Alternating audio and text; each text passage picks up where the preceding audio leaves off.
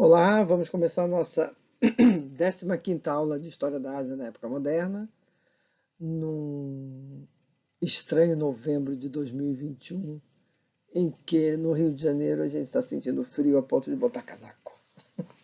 Muito estranho. Bom, a gente vai falar hoje um pouquinho da dinastia Qing da China.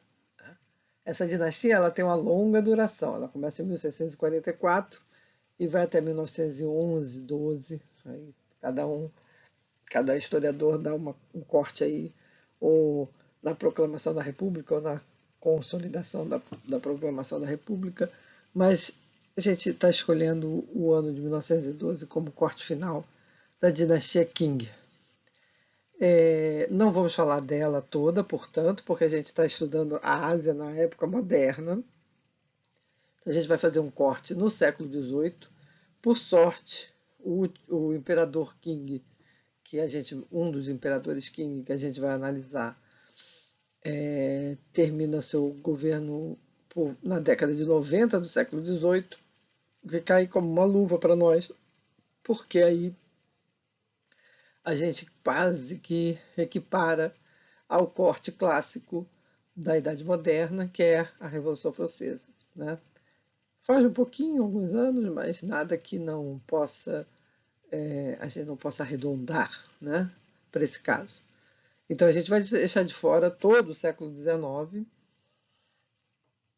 que não é nosso objeto de estudo, mas fiquei sabendo, é importante dizer logo de início, que a professora Ana Carolina promete sempre dar esse curso de História da Ásia na época contemporânea, e se vocês fizerem esse curso com ela, com certeza vocês vão ver o desdobramento dessa dinastia Qing, que aqui a gente está vendo só o início dela. Né?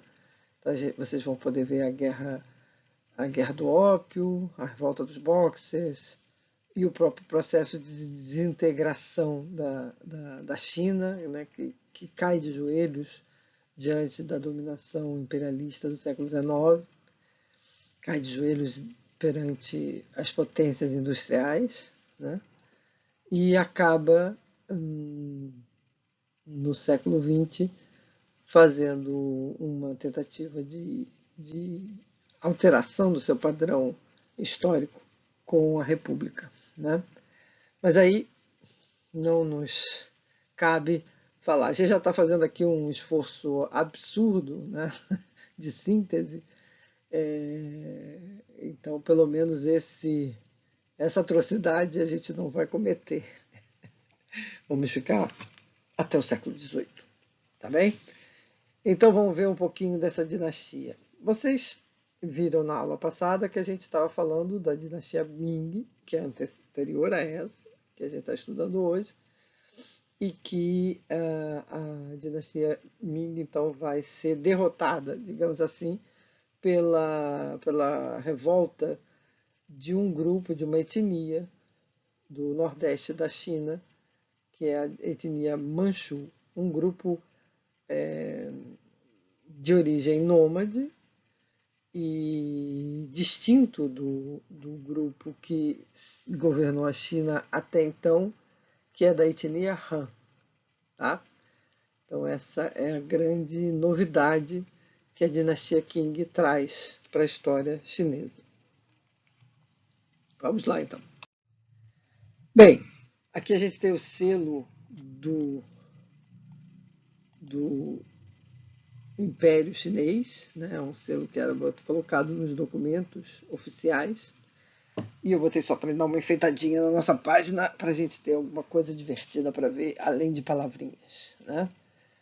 Bem, como eu já tinha dito para vocês, a revolta dos Manchus começa lá, lá no nordeste da China, e os exércitos Manchu eles avançam em direção a Pequim, e é uma vitória até razoavelmente rápida e prática, né, que eles conseguem, destituindo a capital, né, do poderio Ming. Mas isso não quer dizer que a coisa acabou aí. Né? Na verdade, a derrota dos Ming é um processo mais longo. Né? Os Ming perdem Pequim, Mas na região sul, eles mantêm uma certa resistência através de algumas regiões, alguns departamentos que mantêm a fidelidade aos Ming. E ali, você vai ter uma resistência significativa, né?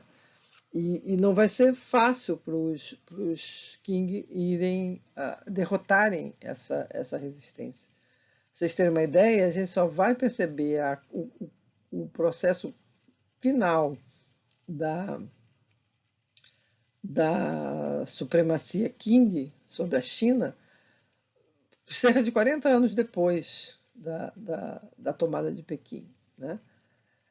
Portanto, é um processo muito tenso.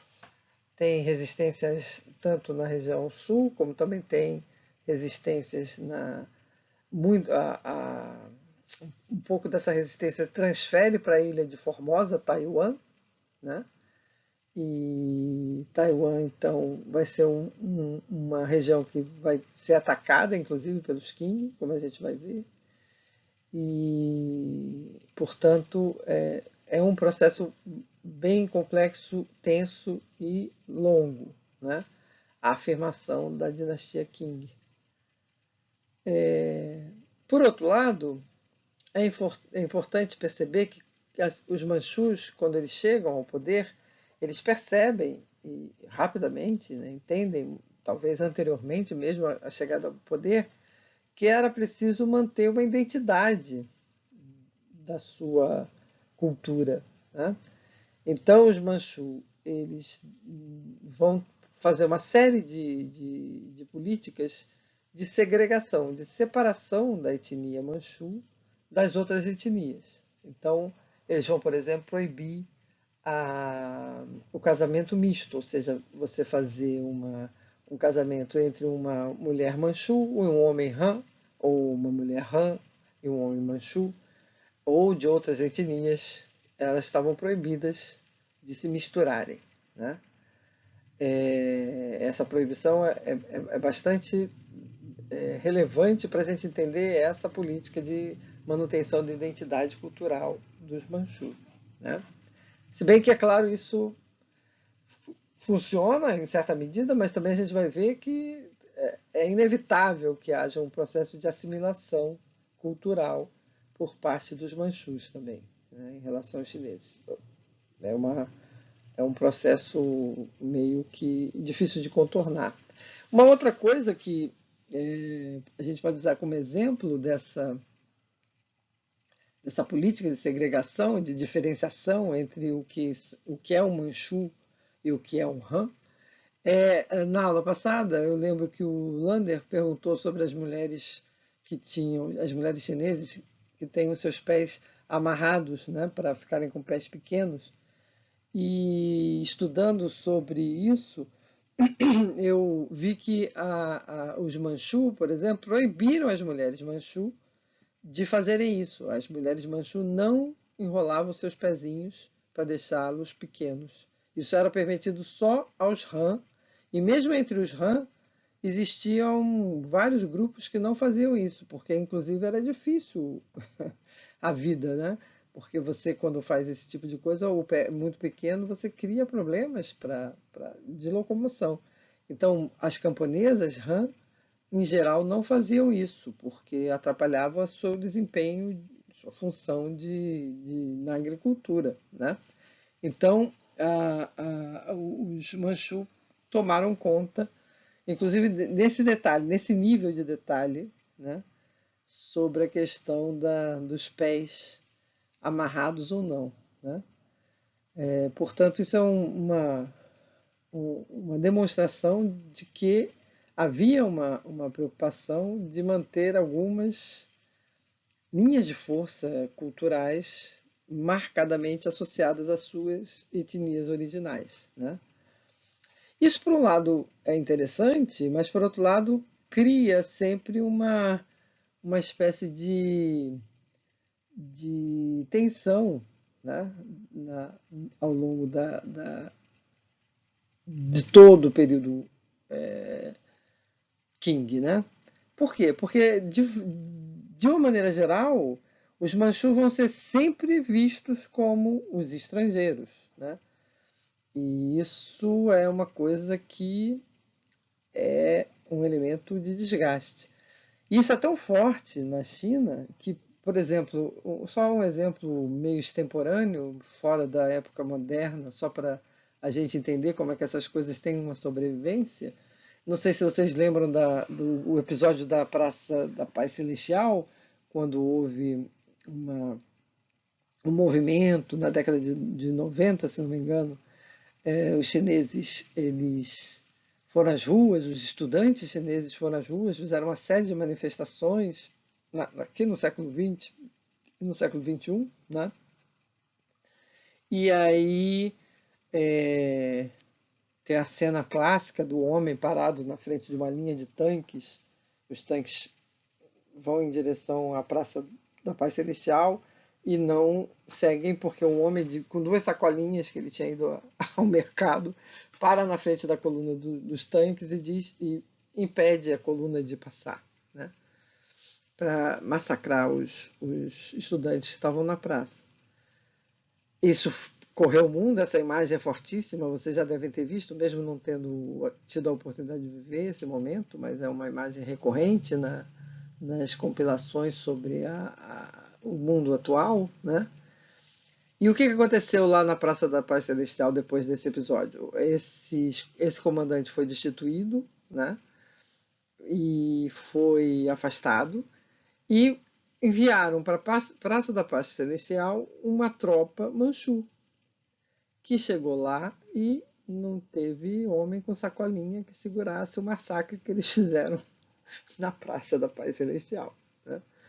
Então, é curioso a gente ver, né, que depois de tantos anos, essa antipatia, digamos assim, essa rivalidade entre etnias foi explorada no momento de crise interna pelo governo comunista chinês para sufocar uma revolta. Não era nem uma revolta propriamente, mas era um levante, um protesto, né, popular barra estudantil. Só para fazer uma relação com os dias atuais e mostrar como é que essa questão dos manchus ela ainda alimenta uma certa rivalidade étnica lá na China. A gente tem que lembrar, isso é uma coisa importante, que a China não é uma coisa só, né? A China não é só a etnia Han.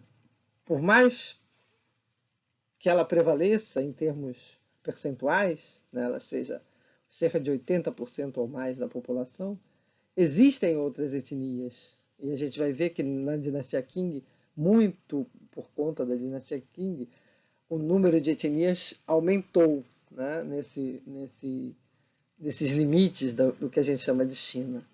E isso, é claro, é a riqueza do país, mas também alimenta uma série de problemas, né? E tensões. Então é importante a gente ter isso em mente. Bom, voltando aqui então, com isso, com essa política de segregação que os Manchu promovem, você percebe que eles criam uma identidade de uma casta militar. Aí isso é uma outra coisa forte na tradição manchu, eles se identificam muito com esse seu passado militar, com essa sua vocação militar, né? E isso reforça uma série de imagens que a gente vai ver ao longo, pelo menos, desses dois reinos que a gente vai, esses dois governos que a gente vai analisar na aula de hoje, né? A outra coisa importante que pode ser dita de uma maneira geral sobre os Qing é que eles neutralizaram o poder dos eunucos, que lá no período Ming, como a gente falou para vocês, tinha chegado ao estertor do exagero do poder, né?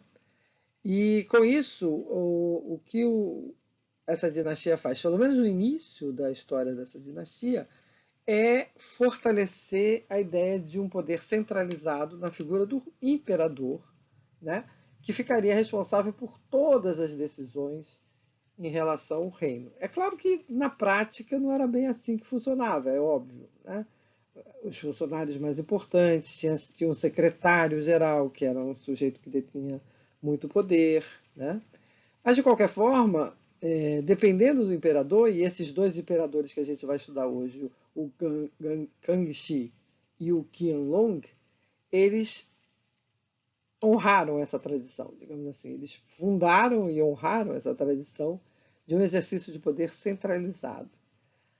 No século XIX, a coisa já não vai ser tão centralizada, e isso também tem muito a ver com o próprio processo de decadência que essa dinastia vai começar a desenvolver a partir do reinado do Qianlong. Tá? Então, o que a gente tem de balanço sobre esse período é o quê? A gente tem cerca de 40 anos, né, como a gente já disse, de intensas guerras, rebeliões, levantes camponeses, especialmente no governo de Kangxi. Né?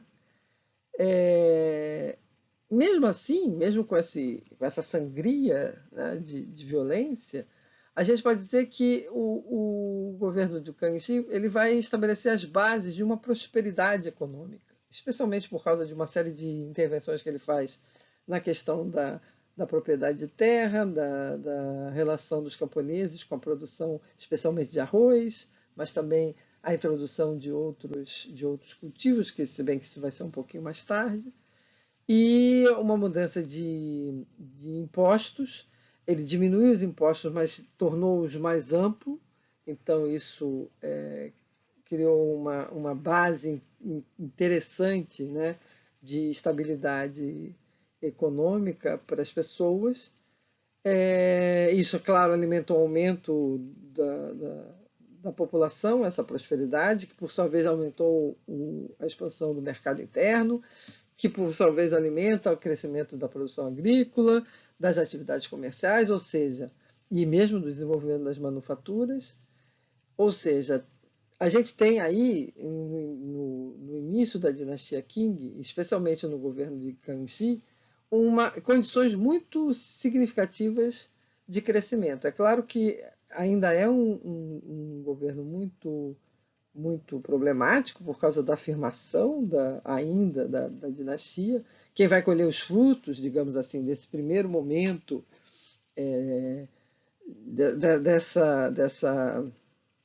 dessa pavimentação para um período de prosperidade é o governo de Qianlong, né, que é neto do Kangxi, mas aqui já temos os movimentos significativos para toda essa condição de crescimento. Né? Então, parece contraditório o que eu estou dizendo, mas é o que aconteceu. Né? O imperador Kangxi ele consegue, ao estabelecer uma série de posições, como a gente vai ver, em termos geográficos, em termos de afirmação da dinastia e assim por diante, apesar da sangria, de muitas guerras, de manter exércitos, de fazer campanhas, ainda assim ele estabelece as bases para um crescimento econômico que vai ser mais forte no século XVIII. Tá? E aí o grande responsável, então, é essa figurinha aqui que a gente está vendo, o imperador Kangxi. Ele tem um governo longuíssimo, de cerca de 60 anos, 61, se você for contar bem. Se você conta direitinho, são 60 anos, mas pode falar 61 se você não vira os meses, né? Exatamente. Mas é um longo governo, de qualquer forma. São muitos anos. Por isso, inclusive, a gente pode falar de um primeiro momento em que esse governo é muito sofrido, digamos assim, né? Porque ele vai estar ainda na refrega da sua afirmação, mas como vocês veem, ele vai até 1722, portanto, já no século XVIII, né? E aí a gente já tem outro momento da governança desse imperador. Né? Quais são as características gerais dessa governança, né?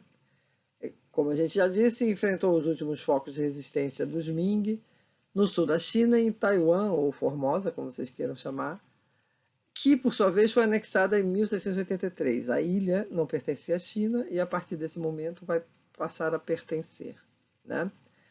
Um outro movimento geográfico que o imperador tem, que é muito importante, é a contenção da expansão russa pela Sibéria, pelo norte da China, né? Havia já um movimento de penetração dos russos em áreas já chinesas. A guerra era algo no horizonte, né?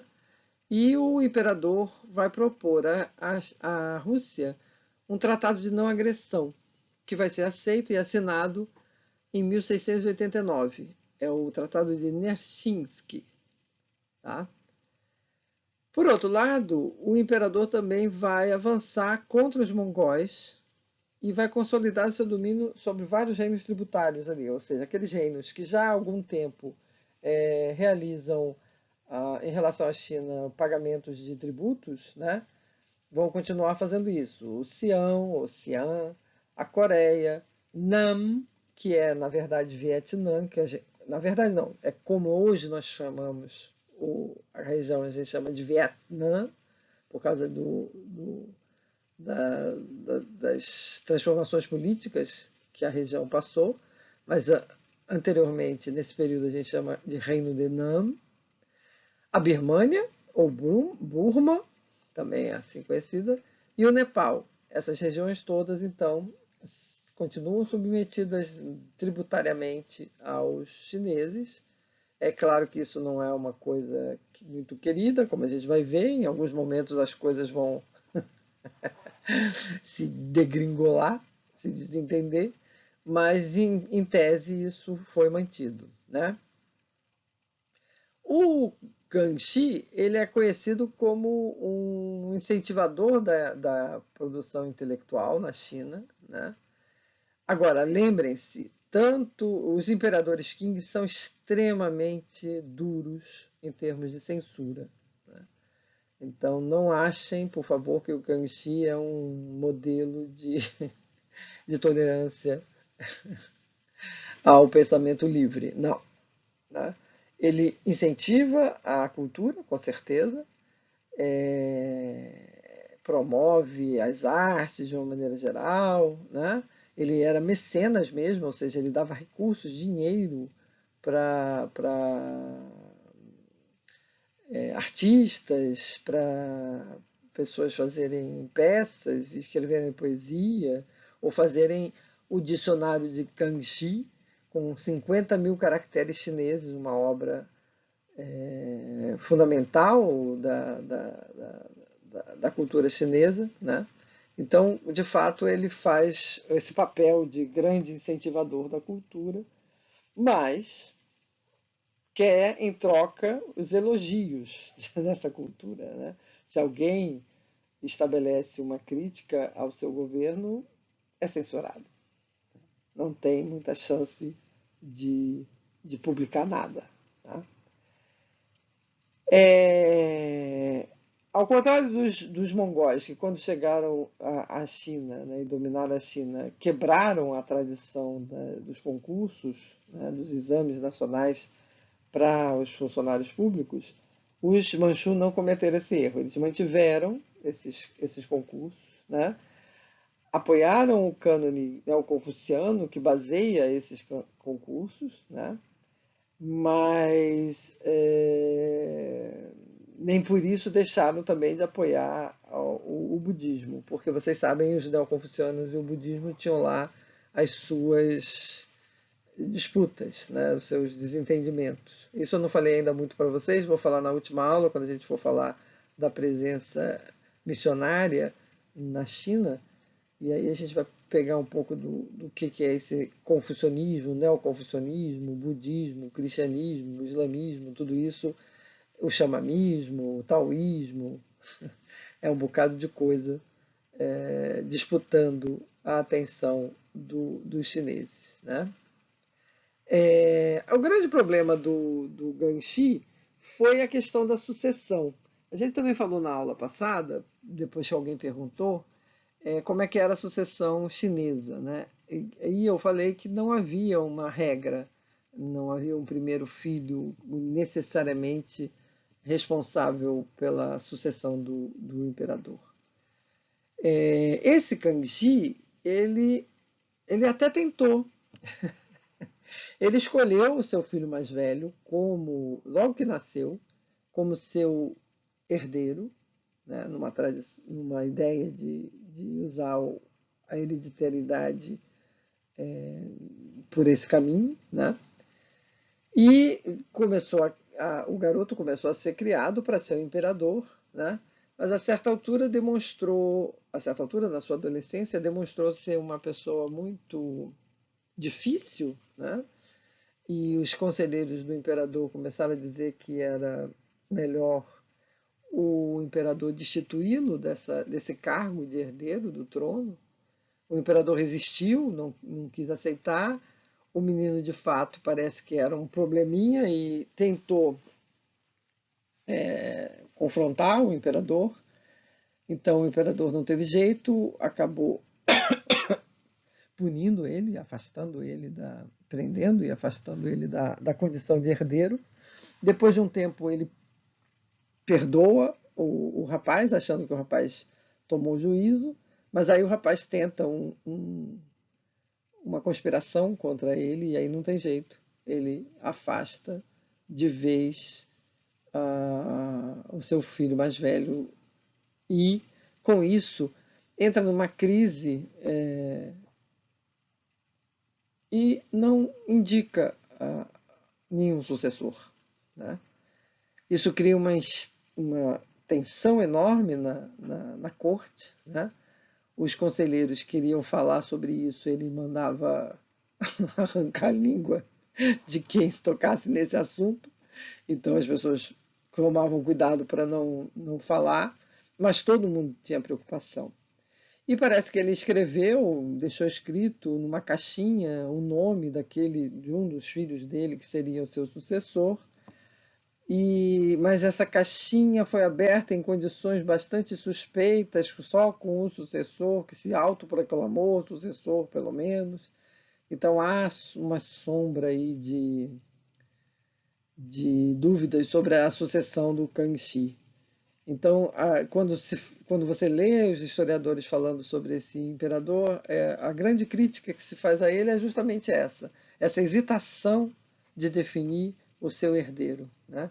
Que se contrapõe a uma decisão inicial muito precoce, né? De ter um herdeiro. Então, essa contradição aí do seu governo vai ser um problema. Mas, ó, notem, é um governo muito grande, é muito longo.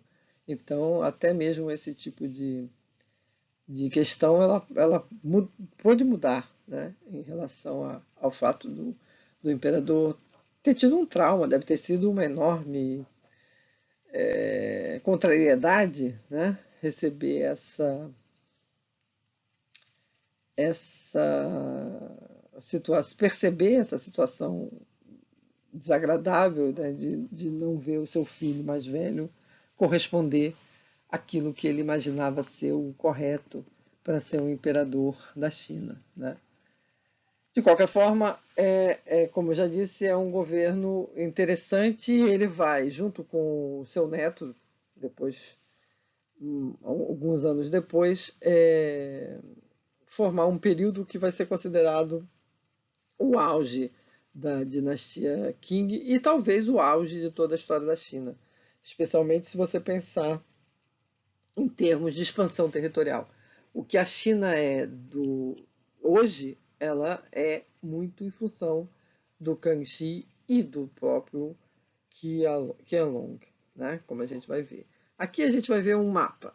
Eu vou passar para outra lâmina para vocês verem.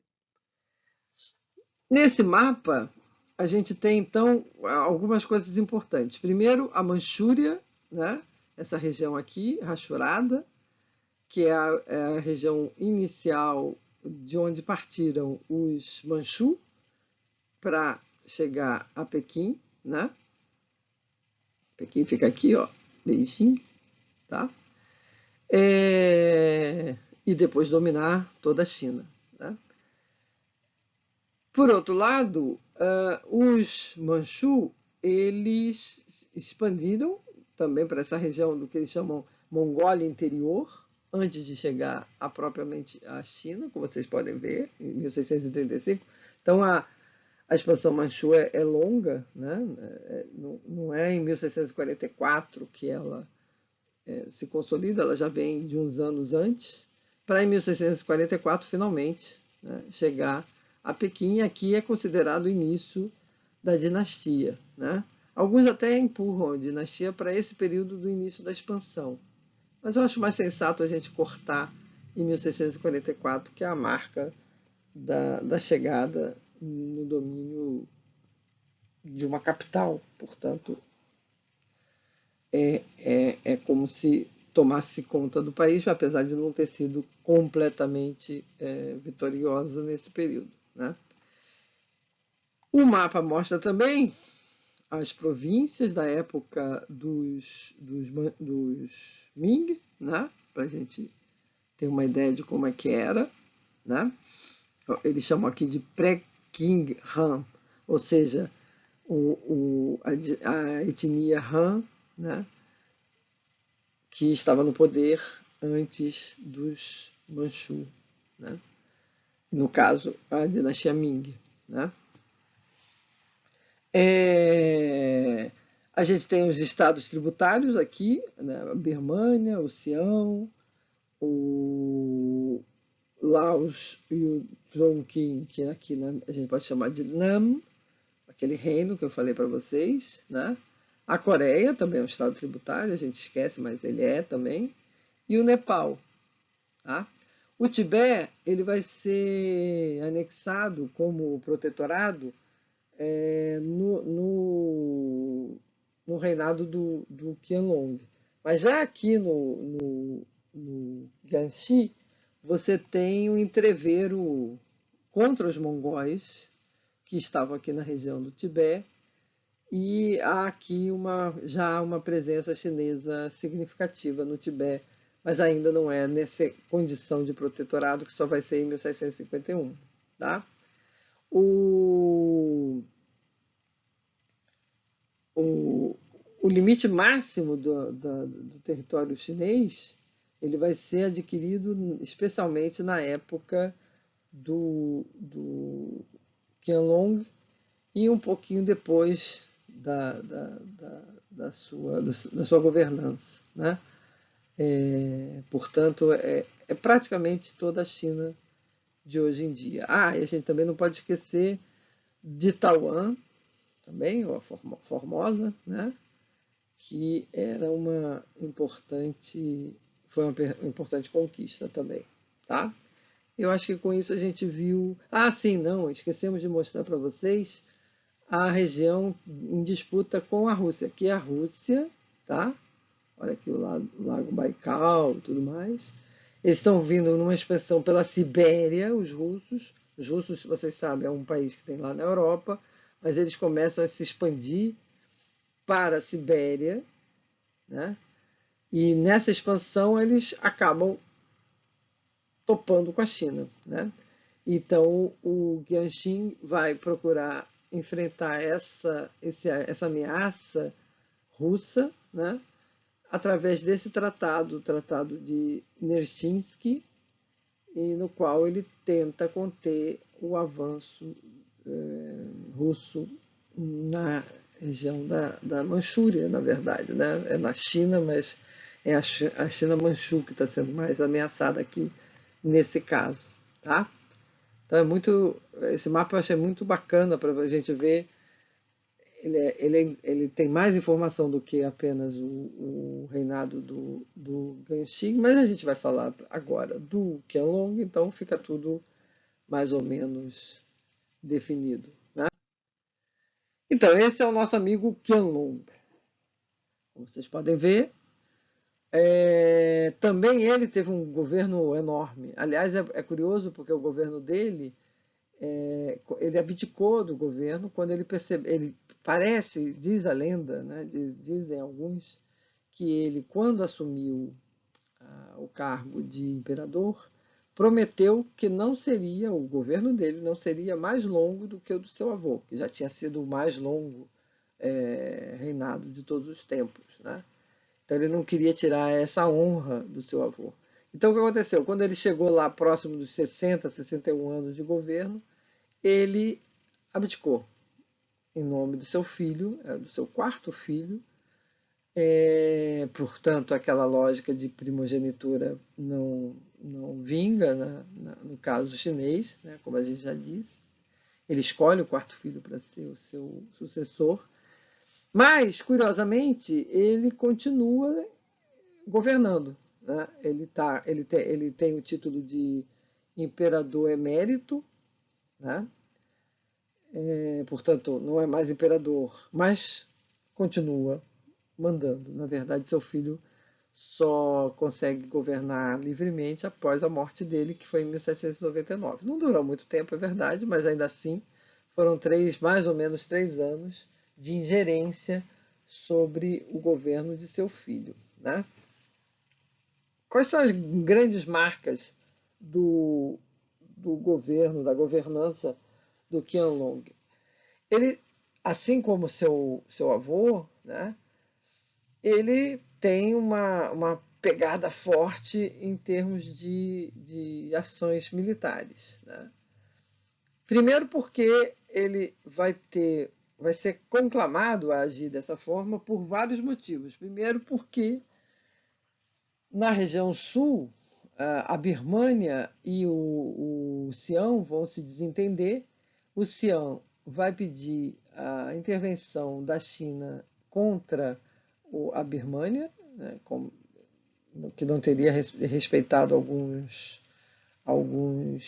elementos de convivência com o Sião. Então a China entra numa campanha contra a Birmania, uma campanha complicada, porque os exércitos Manchu, que são do norte, como vocês viram no mapa, não estão acostumados com as condições climáticas da região sul, ao sul da China, né, na região da Birmania, uma região pantanosa, chuvosa, completamente diferente da região mais seca, semiárida da Manchúria, né?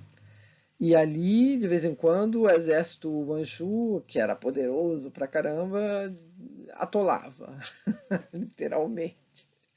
E é curiosa essa história da luta contra a Birmânia, porque, é, ao fim, os chineses não ganharam propriamente, mas a Birmânia mandou uma série de presentes para a China, para o imperador. Então o imperador entendeu, ou quis entender, que aquilo era um pagamento de tributo. E a historiografia da Birmânia afirma que não, que aquilo foi uma troca de presentes e não uma aceitação da dominação chinesa através do pagamento de tributos.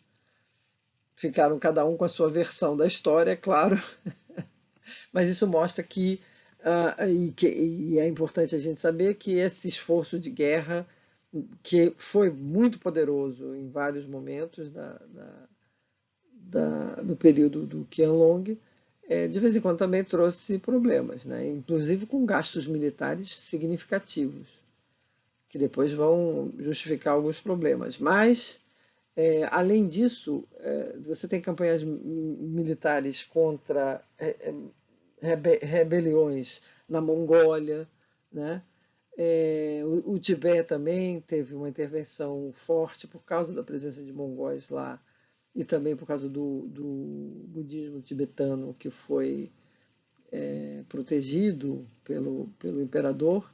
Então você vai ter o protetorado do Tibete, vai ter várias outras revoltas que a gente colocou aqui nesse item, né, mas que eu poderia ter colocado junto com o item de campanhas militares, porque aqui também tem ação militar contundente, né, contra revoltas da etnia Miao, que a gente já vai ver umas gravuras sobre isso, leis contra os muçulmanos, também com bastante violência de ações governamentais contra os muçulmanos, endurecimento contra a presença dos europeus, que também vai começar a ter uma refrega, uma, uma presença cada vez maior dos europeus tentando entrar na China. Vocês sabem que na China somente os portugueses em Macau tinham essa porta de entrada de trocas comerciais e as outras nacionalidades tinham o porto de Cantão. Então eram esses dois portos nos quais os europeus podiam fazer atividades comerciais com comerciantes chineses, né? Em Cantão eram principalmente os holandeses, a princípio, e depois os chineses. Oh, desculpe, os ingleses. Os chineses sempre estavam lá. E o curioso é que os holandeses meio que ensinaram os chineses a tomar chá, porque começaram a levar o chá da China para a Europa e caiu no gosto da população inglesa essa história de tomar chá. Como vocês sabem, é uma marca, né, da cultura inglesa até hoje. E, no entanto, o chá é chinês, né? Indiano, chinês. E aí o que acontece é que os comerciantes ingleses começam a comprar cada vez mais quantidade de chá com os chineses, e esse comércio é superavitário para a China. É interessante, porque eles vendem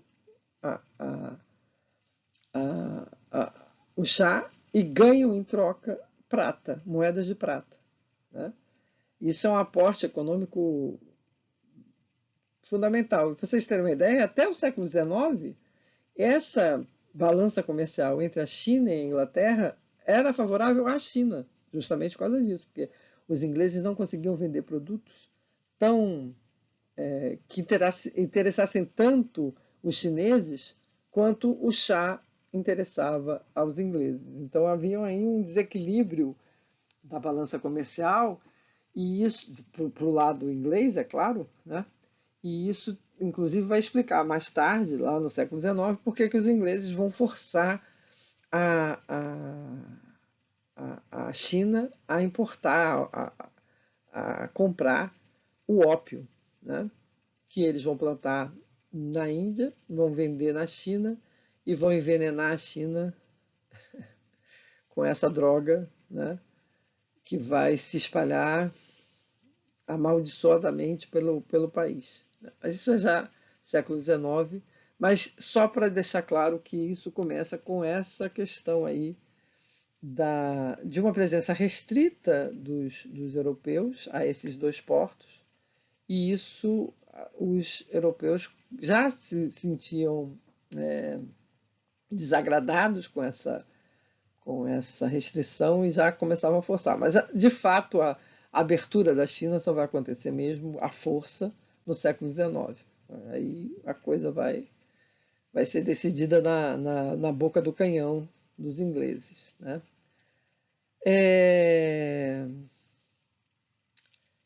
Essa, essa é uma questão muito importante da gente entender do período do Qianlong, porque ele é um imperador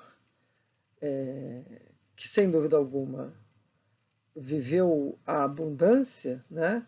A gente pode dizer que, apesar dessas campanhas militares, algumas não tão certinhas, mas especialmente por causa dessa força da sua economia, do ponto de vista do aumento da população, aconteceu uma coisa curiosa nesse período: o infanticídio feminino diminuiu muito. Vocês sabem que no período de escassez, muitas vezes as famílias chinesas promovem a morte das meninas, né? Eles preferem ter filhos homens e as meninas acabam sendo mortas, né? Isso aconteceu há pouco tempo. Por exemplo, as autoridades comunistas, elas proibiram, para tentar controlar a população atual da China, houve durante muitos anos uma proibição que os chineses não podiam ter mais de um filho, só podiam ter um filho. E, e aí todo mundo queria ter um filho homem. Então começou a haver uma coisa terrível, que era a morte das crianças meninas que nasciam. Então a mãe e o pai deixavam a criança morrer e para poder ter um outro filho e tentar que fosse um homem, né? Isso pode ser parecer muito cruel, mas, por exemplo, a Índia também tem essa prática, porque isso culturalmente é muito importante. O homem, o filho homem, é o responsável pela manutenção da tradição da família, é o responsável pela todo o processo fúnebre dos pais, né? Então tem uma força cultural muito grande. Então, a gente tem que tomar cuidado também quando faz esse julgamento sobre essa cultura. Para nós parece uma coisa assustadora e aberrante, mas a gente tem que tentar entender as razões, né, que levam a esses atos. E hoje em dia, infelizmente, acontece, tanto na Índia quanto na China, acontece esse tipo de coisa, né? Na Índia também, atualmente, é possível a gente encontrar esse tipo de prática, né? Inclusive agora tem uma prática ainda mais complicada ainda, que é a questão de que com o avanço da ciência e a possibilidade de você poder definir o sexo da criança numa inseminação artificial, né? Isso cai numa questão ética muito complicada, né? E pior do que isso, causa um desequilíbrio enorme. Na China, a gente já vê esse desequilíbrio. Você tem uma enorme quantidade de homens e não há a mesma quantidade de mulheres. E como há um preconceito grande, né, de mistura de etnias, então a coisa fica complicada para alguns homens chineses, né? Isso é uma tensão que tem alguns sociólogos e antropólogos têm estudado isso atualmente na China. Mas lá no século XVIII, né, com a prosperidade econômica, com o aumento da agricultura, não só a melhor quantidade, a melhor produção de grãos de arroz, mas também a melhor irrigação dos campos, há um aumento da produção, há a penetração das culturas de outros produtos vindos da América, especialmente o milho também vai ser muito apreciado na China, né? E uma série de outros produtos. Então há uma verdadeira um boom de produção industrial, desculpa, de produção agrícola, e isso faz com que o comércio se ative aí também, a população cresça, e inclusive essa prática do infanticídio feminino diminuir, né? Porque aí as pessoas podem ter mais de um filho, porque estão vivendo uma vida mais tranquila, né? Você tem também um aumento da produção manufatureira e artesanal, que é o forte da China, né? Então você tem condições muito significativas no reinado desse imperador de crescimento econômico, né?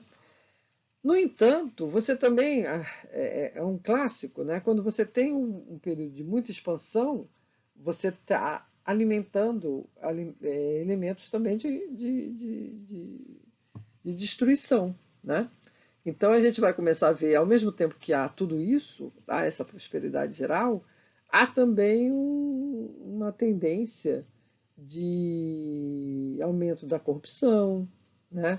De uma degradação moral na corte, especialmente do uso de drogas, que começa a ser, especialmente o ópio, começa a ser uma coisa. Já é uma substância conhecida dos chineses na medicina chinesa, é usada com muita prudência, mas que passa a ser usada em uma escala mais no século XIX, é verdade, mas aqui a gente já tem alguns sinais de que muitos funcionários deixam passar produtos que seriam proibidos, ou seja, uma degradação da moral, da ética, e isso, é claro, vai, não imediatamente, mas aos poucos, solapando essa grandeza, e mesmo a prosperidade que esse período possibilitou, especialmente para a população mais simples da China, né? Então, é uma contradição, pode parecer contraditório, mas é um clássico também, né?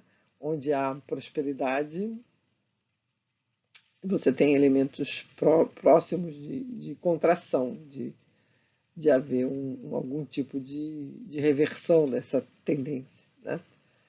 Uma outra coisa interessante do governo do Qianlong é a questão da arte, né, da cultura. Ele, assim como o seu avô, também era um grande apoiador da arte. Ele era, inclusive, um colecionador de objetos de arte. A gente vai ver algumas coisas aí. Apoiava muito a cultura, a poesia, a literatura. Ele mesmo se considerava um poeta e fez livros de poesia, né? Mas cuidado, porque assim como o vovô, o nosso amigo Qianlong também não brincava em serviço quando se fala de censura. Para vocês terem uma ideia, ele mandou destruir cerca de 2.300 livros e censurou trechos de outros 300 livros que não interessavam a ele, né? Que ele não considerava importante, né? Ou considerava ofensivo ao seu exercício de imperador, né? Então, cuidado. É um grande incentivador da arte, mas da arte que interessa a ele, né? A que não interessa era violentamente reprimida. Ele, assim como o Ganxi, dominavam perfeitamente o chinês, né? Os imperadores, dois imperadores antes do Ganxi não dominavam muito o chinês, só dominavam o Manchu. O Qianlong não só dominava o chinês, como também sabia o Manchu, é claro, mas ele também dominava outras línguas.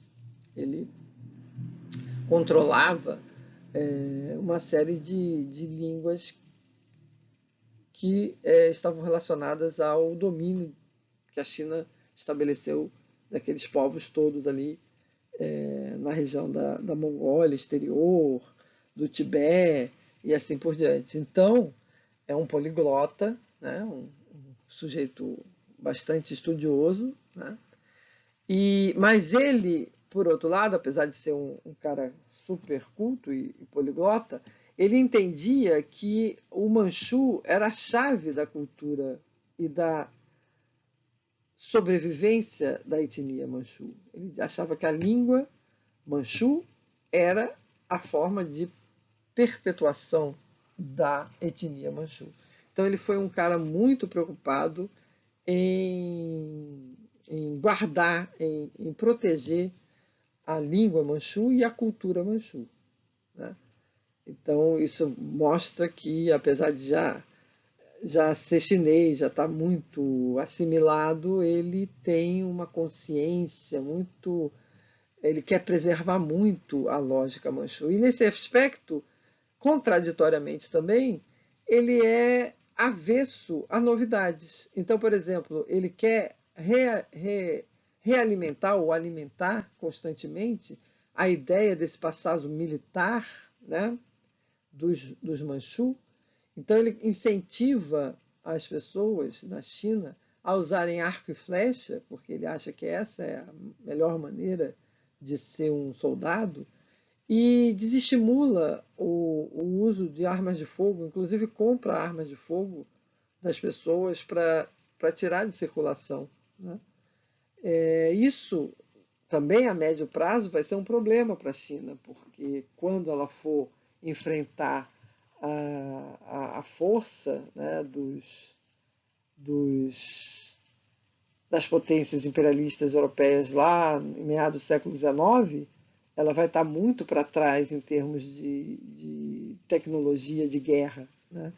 E aí Não tem como contornar a força desses países europeus que estão querendo retalhar a China. Então é curioso, né, perceber isso nesse imperador. Ele é um cara ligado às artes, ele é um cara progressista, digamos assim, em termos de cultura, mas ele também é um conservador radical, né? E isso é um elemento que trava, especialmente o desenvolvimento, digamos assim, bélico-industrial da China. Mais uma vez, a gente pode fazer uma reflexão aqui. A China, ela tinha as condições para fazer um salto e, e chegar à frente da Europa, digamos assim, né? E, no entanto, ela não fez, ela não dá esse passo, né? Eu estou pensando quando a gente estava falando sobre a expansão marítima, por exemplo. A China tinha condições de ter feito a expansão marítima nos modelos europeus, né, de alcançar outros continentes que não apenas aquela região no entorno da China, incluindo a América, incluindo a própria Europa, né? No entanto, eles abrem mão, eles preferem não, né? E aqui também a gente tinha condições aqui nesse momento, inclusive se a gente pensar nessa relação de comércio com a Inglaterra, que era privilegiada para o caso chinês, né? Nossa, eles tinham condições de fazer uma transformação de caráter industrial. No entanto, não fizeram, né? Porque optaram pela tradição, pelo que era antigo, e acreditaram muito naquela crença de que a China é o império do meio, é o império, né, central da humanidade, que todos os outros são bárbaros, né? E isso foi uma armadilha cultural poderosa contra a China, né? É interessante pensar. E agora a gente está vendo a China viver um momento em que ela tem as condições também, mais uma vez, né, de ter esse domínio, esse protagonismo mundial, né? E eu tenho a impressão que dessa vez os chineses não vão abrir mão. É a minha impressão. Eu acho que dessa vez eles vão continuar em frente, né? Mas é interessante pensar essas coisas. Não, não tinha pensado nisso até verbalizar isso agora com vocês. Então é interessante pensar essa coisa. Bom, voltando ao Qianlong, né? Portanto, é um governo que tem muitas contradições, né? Mas que, de um ponto de vista de um balanço geral, é um período de auge da dinastia Qing, né? Vamos dar uma olhada no mapa, só para a gente ver. Esse mapa ele vai até 1820, então já pega o, o governo do filho dos descendentes do Qianlong, mas a gente já tinha lá no Qianlong mais ou menos definido todas essas regiões, né? Então aqui a gente tem 18 províncias, né, 18 unidades administrativas, que vai até o final do século XIX crescer para 22, tá? Vejam que aqui o Tibete já está devidamente assimilado à China, assim como Formosa, Taiwan também, né? A região do tratado está garantida, mas os russos estão beliscando aqui essa região aqui, como vocês estão vendo, é uma região de disputa entre a China e a Rússia, né? Então a fronteira com a Rússia nunca vai ser uma coisa completamente tranquila para os chineses. Não é hoje e não era lá no século XIX também. E aí a gente pode ver que a gente tem praticamente o que é a China hoje. O Tibete, é claro, é um país que foi independente, mas agora ele está também sob a tutela da China, né? Como vocês sabem, o Dalai Lama ele teve que sair do Tibete por causa das autoridades chinesas. Mas de uma maneira geral, e Formosa também ficou se separou da China depois da Revolução Comunista, a famosa não alinha com a Revolução Comunista e se mantém independente, graças, é claro, ao apoio dos Estados Unidos, não teria essa independência, e até hoje as relações entre Taiwan e China não são as mais amistosas, né? A região da Mongólia, da Tartária, toda essa região aqui já está sendo anexada à China, já está consolidada como sendo da China, tá? E os países tributários, alguns começam a ter, ao longo do século XIX, algumas atitudes de insurgência contra esse domínio tributário chinês, inclusive porque a própria China não vai dar conta da pressão da entrada dos europeus, né? E do Japão também, como eu já disse. O Japão vai passar de país que era dominado para país que participou da partilha imperialista da China, né? Mas tudo isso não é mais da nossa alçada, do nosso curso, né?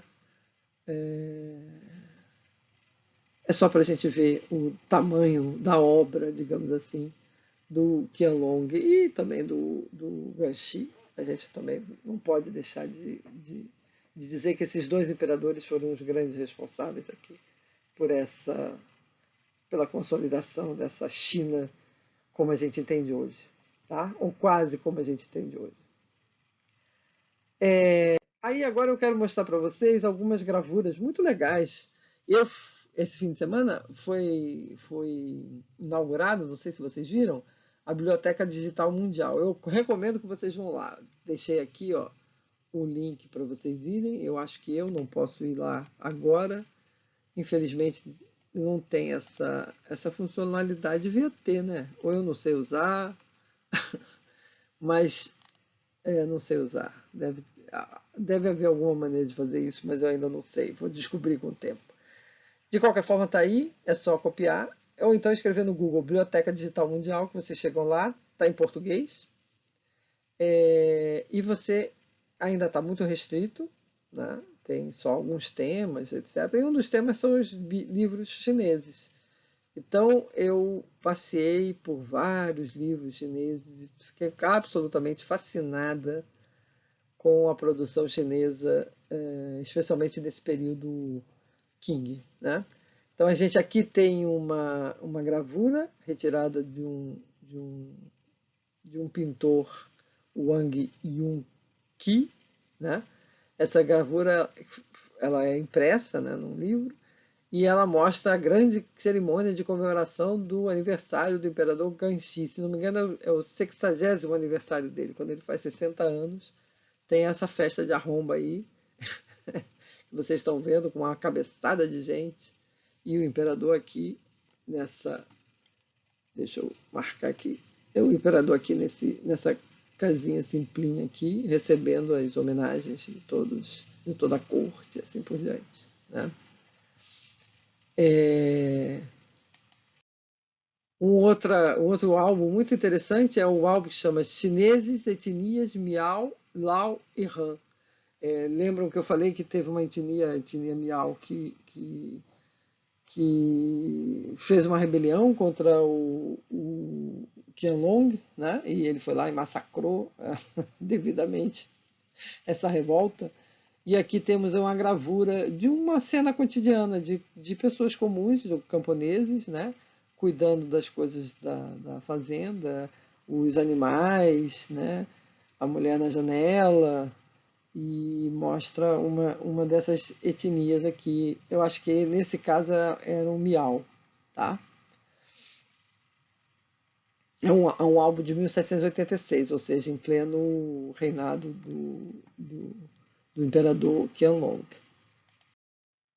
Aqui a gente tem um poema ilustrado, Li Sao, né?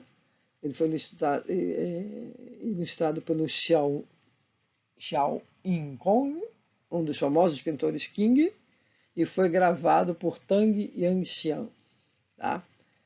É, essas datas eu não sei se elas estão muito corretas, acho que eu devo ter escrito alguma coisa errada. Mas, de qualquer forma, é um,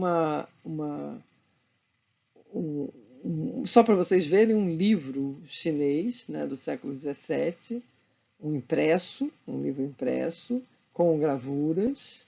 Então, você podem imaginar o trabalho que isso dava. E alguns textos, a gente, é claro que eu não leio chinês, né?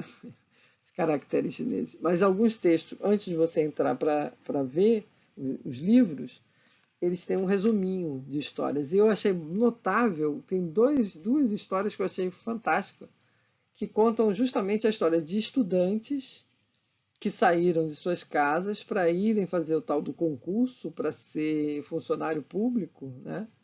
Um deles chama o. Como é que é?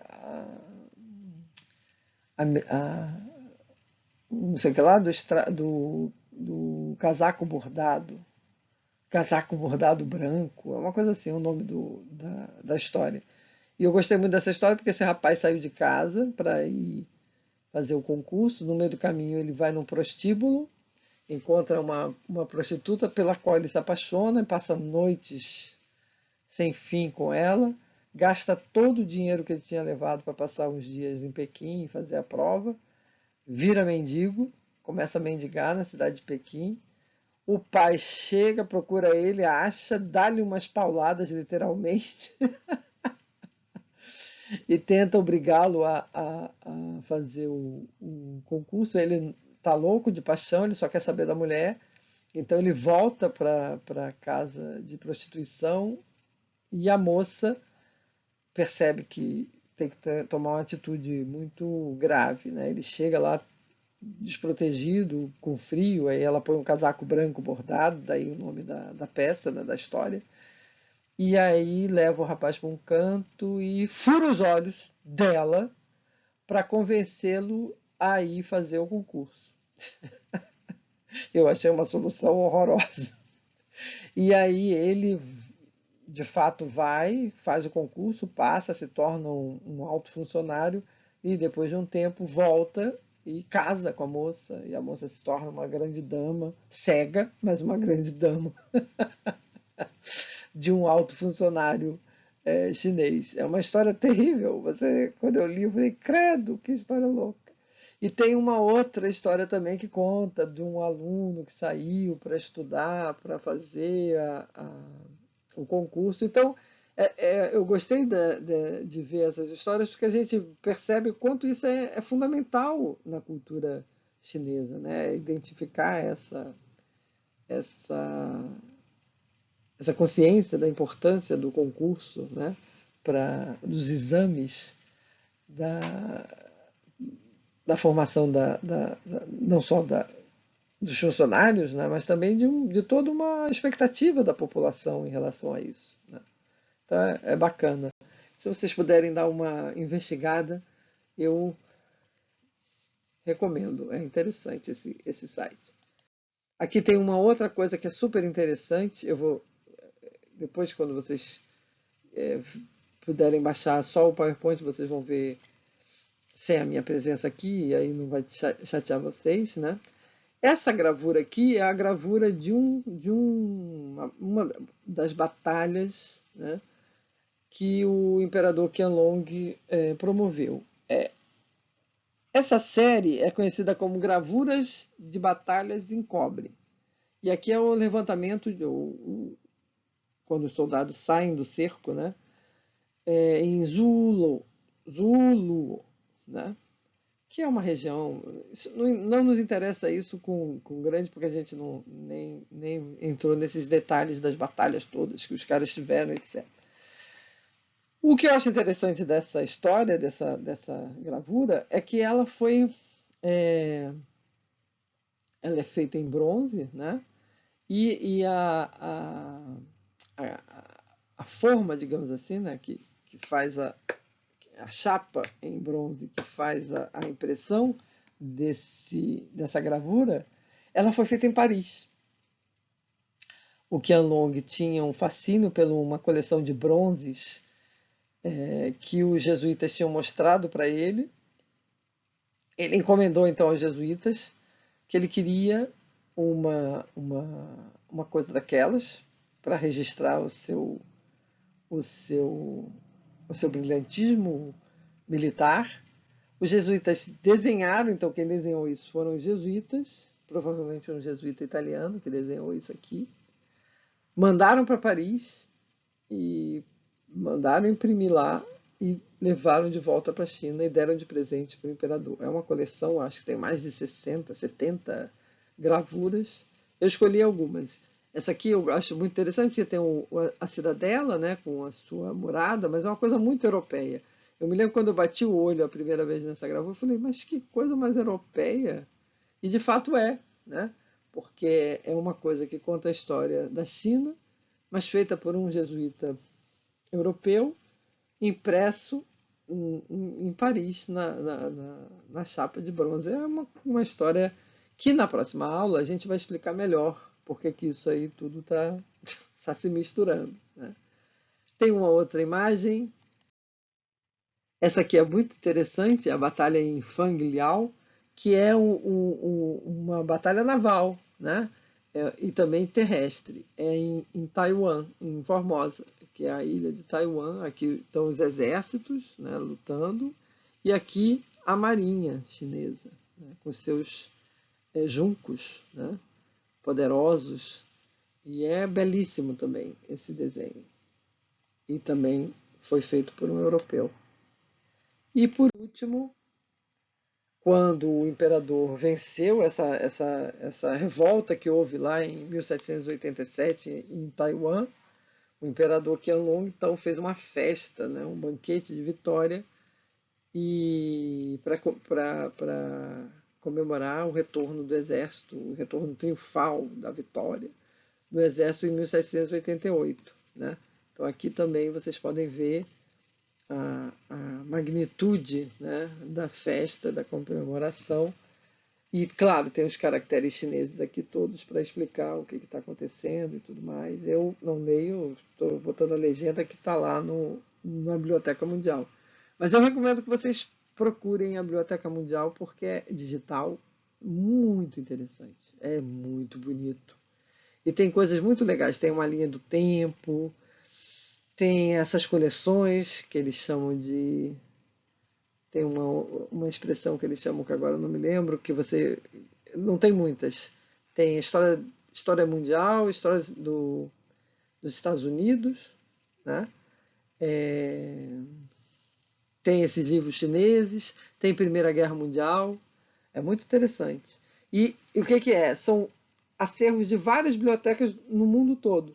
Então, por exemplo, todas essas gravuras que a gente viu, elas estão na Biblioteca do Congresso, nos Estados Unidos. E a gente provavelmente nunca veria isso não fosse a biblioteca digital dar essa chance para gente, né? Bom, só para terminar então, que eu já, claro, ai meu Deus do céu, já 1h15 de aula, desculpe, perdão.